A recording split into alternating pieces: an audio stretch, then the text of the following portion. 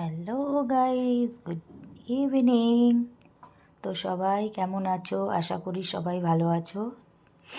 তো আজকে একটু মনে আমার চিন্তা এলো। মেয়েও বায়না করছে দুদিন ধরে, মা তুমি একটু মোমো বানাতে পারো না? একটু মোমো বানাতে পারো তো, অনেক দিন হলো। তো মেয়ের আবদার কোথায় আর রাখতে পারছি।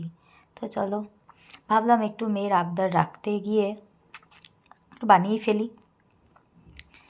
তো সর্বপ্রথম আগে এরকম একটু মাছ ছিল। তো ভাবলাম হাতের কাছে 2 পিস মাছ আছে, সেটাকেই একটু কাজে লাগাই। মেয়ে বলেছে কথা, সেটা একটু না ফেলতে পারি কি বলো?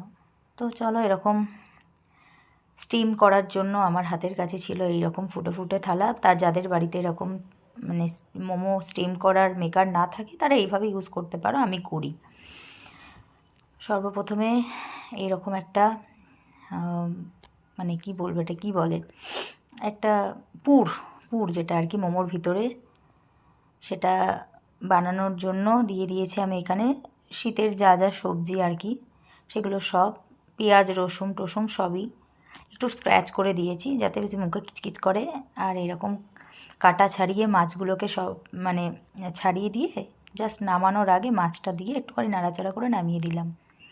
আর ময়দা তো মেখেই রেখেছিলাম, তোমরা দেখেছো। ওদিকে গরম জলে বসিয়ে দেওয়া হয়েছে ফুটো ফুটো করে যে এটা। চলো নেক্সট ব্লকে তো